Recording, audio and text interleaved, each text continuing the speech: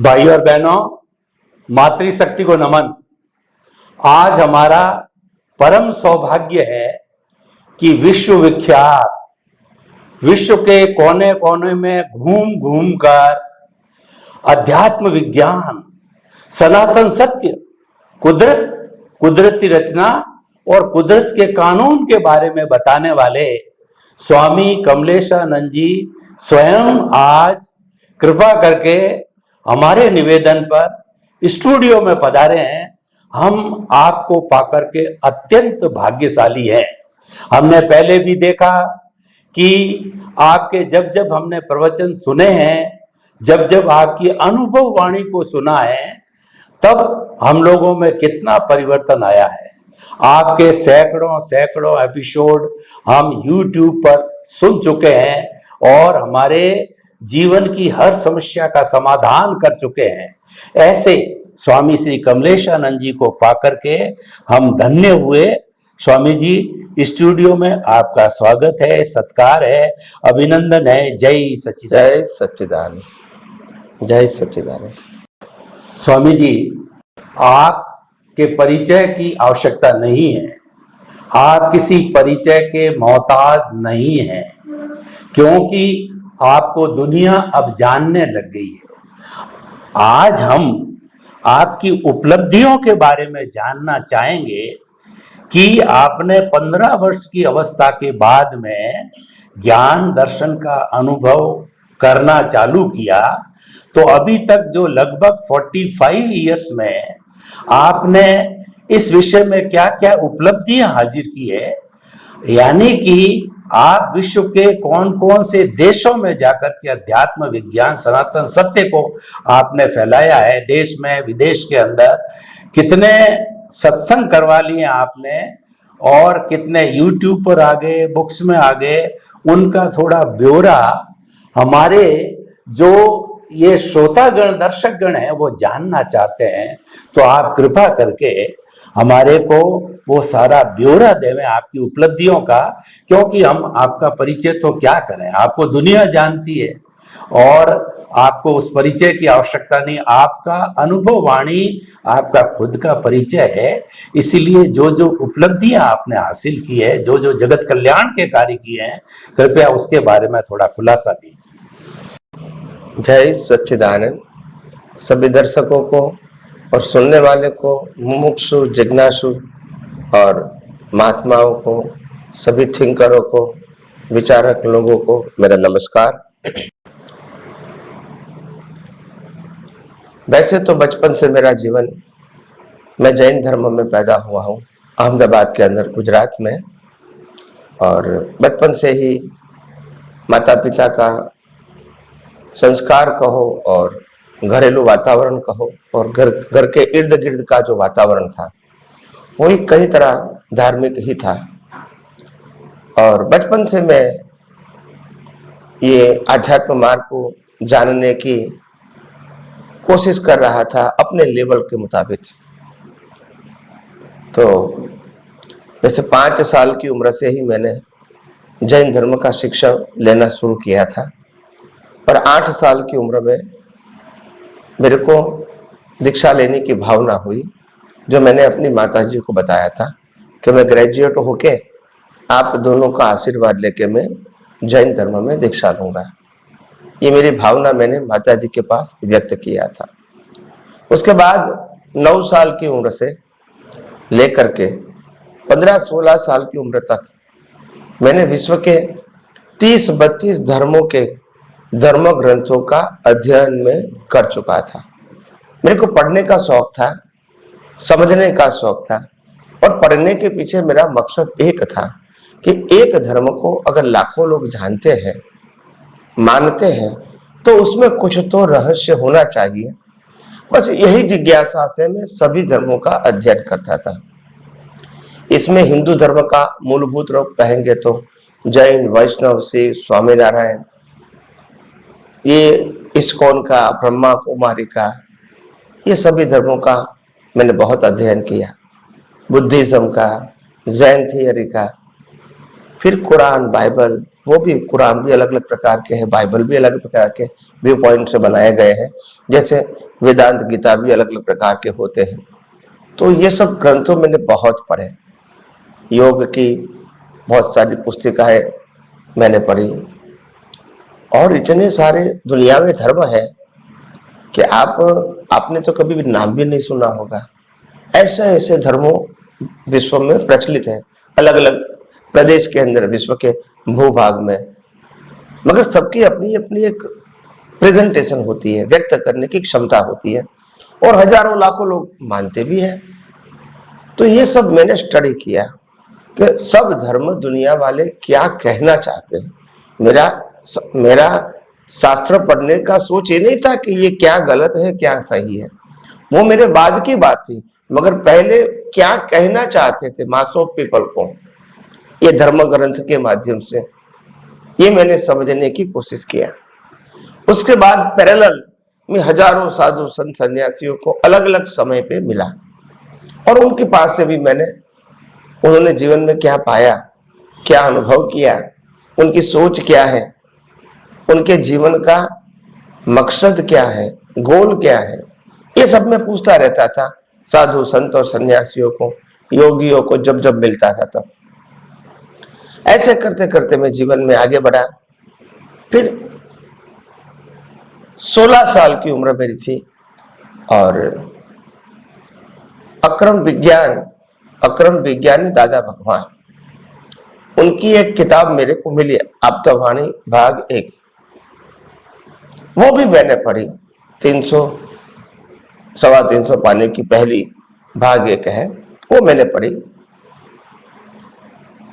उसके बाद उनके भी परिचय में आया, मैंने उनके पास से ज्ञान दीक्षा भी लिया, और उनके साथ भी रहा आने जाने का संजोग, पढ़ाई भी चालू रही, जॉब भी चालू रही, और समय समय पे सत्संग में जाना, उनको मिलना, वो भी चालू रहा।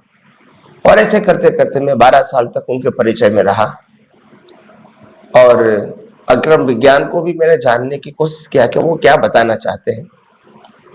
वो भी बहुत बड़े अनुभवी विज्ञानी थे। तो ऐसे करते करते मेरा जीवन आगे बढ़ता रहा। फिर ये सब कुछ मेरे पास जो शाब्दिक ज्ञान था, उनका बेस था, वो मेरे विजन में सेट हो गया। उसके बाद मैंने रिसर्च किया और रियलाइज किया कि आखिर ये सब बातें भले ही अलग अलग दृष्टिकोण से बताई गई है, उसमें मूलतः बातें क्या है जो आम लोग इसको आसानी से समझ सके, उपयोग कर सके और अनुभव कर सके, और वो बिन सांप्रदायिक होनी चाहिए, और वो सनातन सत्य होनी चाहिए, वो कुदरत के कानून पर होनी चाहिए, क्योंकि कुदरत का कानून सबके लिए एक होता है। धर्म का कानून सबके लिए एक नहीं है, ये धर्म के लिए अलग, ये धर्म के लिए अलग, ये धर्म के लिए अलग, तो वो तो सांप्रदायिक सत्य हो गया। तो मैं उसको जानने की कोशिश नहीं करता था। अभी मैं उसमें से रिसर्च करके जो विज्ञान के रूप में, सनातन सत्य के रूप में, यूनिवर्सल ट्रूथ के रूप में, आध्यात्म विज्ञान के रूप में जो मेरे को पूरा विजन खुला हुआ, वो विजन ही आज मैं दुनिया को कई सालों से, करीब करीब 15, 18, 20 साल से मैं दे रहा हूं, जो मेरा खुद का अनुभव का विजन है। और कई सारे लोगों को लगता है कि अनुभव का मतलब क्या है।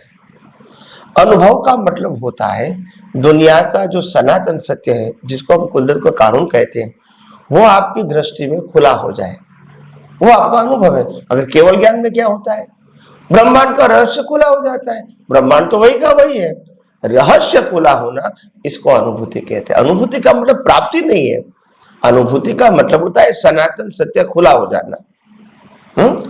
पहले किताबों में नॉलेज था, अभी खुद अनुभव किया कि ब्रह्मांड का रहस्य क्या है, ये दुनिया कैसे बनी, किसने बनाया, कैसे चलती है, ये जो सृष्टि है उसमें जो अलग अलग प्रकार के जीव है, एक इंद्रिय से लेकर पंचेंद्रिय तक का, फिर मनुष्य का, देवलोक का, नरकलोक का, उसका जीवन कैसे चलता है, कर्म क्या है, कर्म फल क्या है, बंधन क्या है, मुक्ति क्या है, और मुक्ति पाने का रास्ता सहज, सरल और सुगम क्या है, जो सबके लिए इक्वल होना चाहिए, अलग अलग नहीं।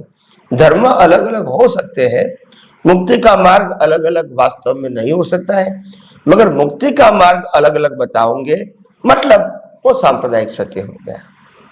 तो इसीलिए फिर मैंने ये हमारे जीवन में ये आध्यात्म विज्ञान के रूप में खुला हुआ, और वो आध्यात्म विज्ञान कुदरत, कुदरती कानून और कुदरती रचना के ऊपर आधारित है। ये आध्यात्म विज्ञान 6 सनातन तत्वों के ऊपर आधारित है, और ये आध्यात्म विज्ञान 5 इंद्रियों से जो भी अनुभव में आता है उसको कुदरती रचना मानते हैं, कोई व्यक्ति की रचना नहीं मानते हैं।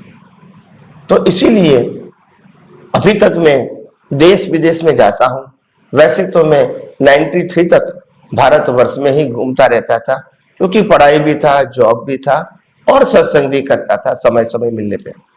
93 के बाद मैं रिटायर हो गया, और पहली बार 94 में मैंने यूएसए, यूके और कनाडा की विदेश यात्रा किया, और वहां मैंने ये अक्रम विज्ञान की बात किया था उस समय, क्योंकि जय सच्चिदानंद संघ के नीचे मैं वहां गया था। तो ऐसे में विदेश में गया, फिर दोबारा भी गया नेक्स्ट ईयर में, उसके बाद भी वहां गया, उसके बाद अफ्रीकन कंट्रीज में गया, बहुत सारी अफ्रीकन कंट्रीज में गया, जैसे Kenya, Zimbabwe, Zambia, South Africa, Botswana, Nigeria, Lagos, Nigeria, Ivory Coast, Togo, Ghana, ये सब छोटी छोटी कंट्रियां हैं। तो ये सब कंट्री में अफ्रीका में मैं गया, टांजानिया से लेके साउथ अफ्रीका तक सभी कंट्री आ गई। तो ये समंदर से लेके समंदर का एंड तक, तो वहां भी गया। उसके बाद अपना जो ओपेक देश है, जिसमें दुबई, शारजाह, अबू धाबी, वहां भी मैं गया। उसके बाद ऑस्ट्रेलिया, न्यूजीलैंड, फिजी भी मैं गया। उसके बाद बहुत सारे एशियन कंट्रीज भी मैं जाके आ गया, मलेशिया, इंडोनेशिया और अपना सिंगापुर, ये सब कंट्री में मैं जाके आया। तो ये सब कंट्रियों में मैं सत्संग के लिए घूमता था, मगर मेरा मकसद था कि ये दुनिया का सनातन सत्य जाने, अनुभव करें और लोगों को बांटे और लोगों को फ्रीडम दे। हमारा आध्यात्म विज्ञान का मेन मकसद है लोगों को फ्रीडम मिलनी चाहिए, not control by the rules and regulation, not control by the आपको ये व्यक्ति को मानना पड़ेगा भगवान के रूप में, ये व्यक्ति को गुरु के रूप में मानना पड़ेगा, ये व्यक्ति को मंदिर या मंत्र के रूप में मानना पड़ेगा, आपको ये आज्ञा का पालन करना पड़ेगा, आपको ये रिचुअल्स करना पड़ेगा, आपको ये संस्था से जुड़ना ही पड़ेगा। ये सब्जेक्ट यहाँ नहीं है। आपको सनातन सत्य को मानना है, और सनातन सत्य है कुदरत, कुदरती कानून और कुदरती रचना।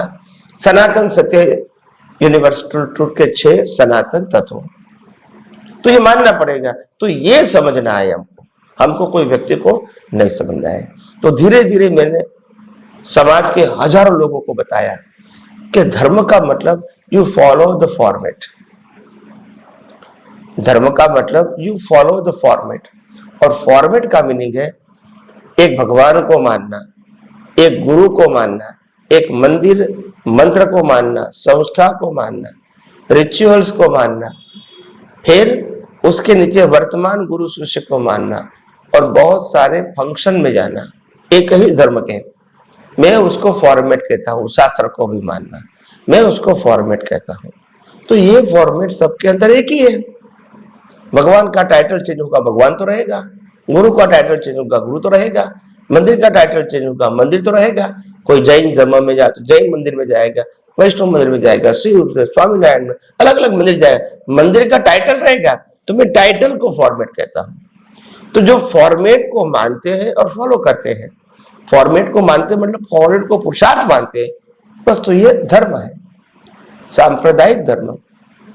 आध्यात्म विज्ञान फॉर्मेट से ऊपर है, जहां केवल कुदरत, कुदरती कानून और कुदरती रचना की बात है। तो इसीलिए हम धीरे धीरे आगे तो बात करेंगे ही, मगर मैंने आपको बेसिक परिचय किया कि मेरा मकसद है कि मैं इस दुनिया के अंदर आध्यात्म विज्ञान को निष्पक्षपाती रूप से प्रकाशित करो, लोगों को बताओ। और सही बात यह है कि आध्यात्म विज्ञान वो ही सनातन धर्म है और आध्यात्म विज्ञान वही हिंदू फिलॉसफी है। और हिंदू फिलॉसफी, हिंदू धर्म नहीं, हिंदू फिलॉसफी। हिंदू फिलॉसफी का मतलब जो आत्मा को मानते हैं। हिंदू धर्म में सभी आत्मा को मानते हैं, जो पुनर्जन्म को मानते हैं, जो कर्म के सिद्धांत को मानते हैं, जो सनातन सुख को मानते हैं और मुक्ति को भी मानते हैं। ये चीजों को मानते हैं, ये हिंदू फिलॉसफी है। रामकृष्ण महावीर को मानना वो सांप्रदायिक सत्य है। फिलॉसफी हमारे सबकी एक ही है।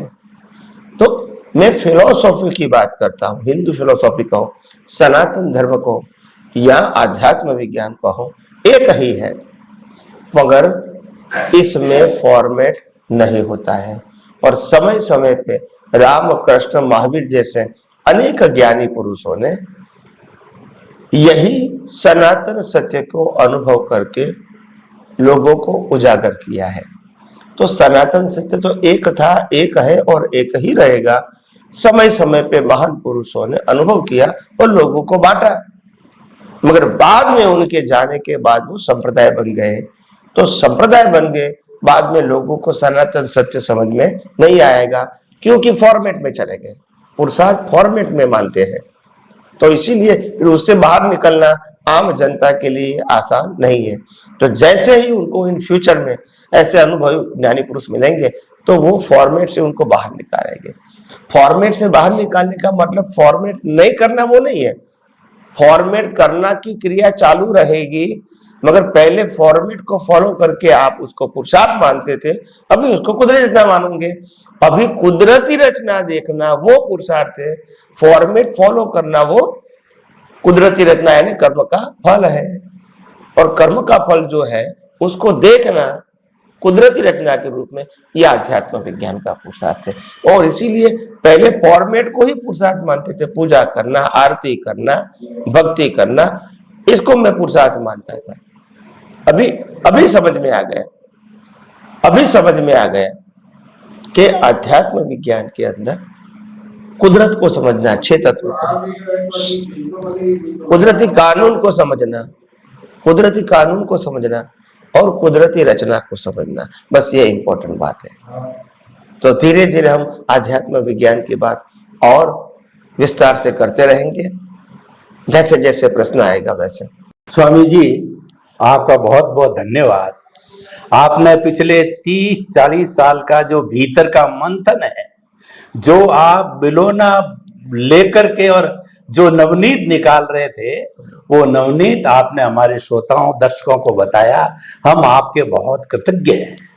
इस नवनीत को जब मैं समझ पाया कि आपने जितने जितने धर्म ग्रंथों का अध्ययन किया, जिसको कि आप फॉर्मेट मानते हो, और उससे बियॉन्ड जाकर के आपने सनातन सत्य, कुदरत, कुदरती रचना और कुदरत के कानून पर आधारित इस अध्यात्म विज्ञान की एक नई खोज की।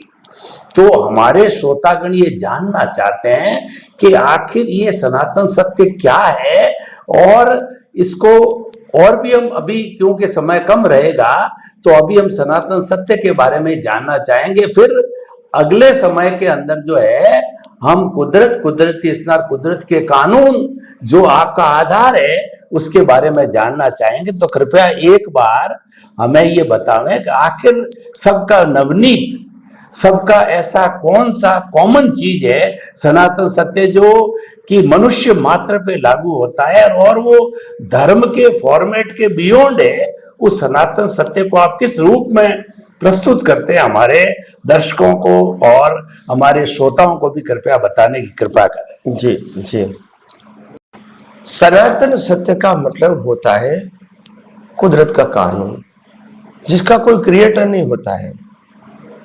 और दुनिया की कोई भी व्यक्ति मनोमंथन से दृष्टि प्राप्त करके इसको अनुभव कर सकती है। दृष्टि चाहिए मगर अनुभव कर सकती है, क्योंकि ये कुदरत के कानून को रियलाइज करना है। अभी लोग कहेंगे कुदरत के कानून को क्यों भी हम अनुभव करें, क्योंकि कुदरत के कानून के बिना हमारा जीवन का बिगिनिंग, लाइफ और एंड संभव ही नहीं है। हमारा शरीर भी जो पंच महाभूतों का बना है, पृथ्वी, जल, वायु, अग्नि, आकाश, वो भी कुदरत का है। हमारा शरीर जीवित है हवा, पानी, खुराक से, वो भी कुदरत देते हैं। तो इसीलिए आध्यात्म विज्ञान के अंदर सनातन को सत्य को समझना बहुत जरूरी है। तो हम जैसे जैसे समय मिलेंगे हम फिर आगे बात करते रहेंगे और ये विज्ञान को विस्तार से समझते रहेंगे, ताकि आप भी ये विज्ञान को समझ पाए, विज्ञान को उपयोग कर पाए और अनुभव कर पाए। यही मेरी आप सबको शुभकामना है।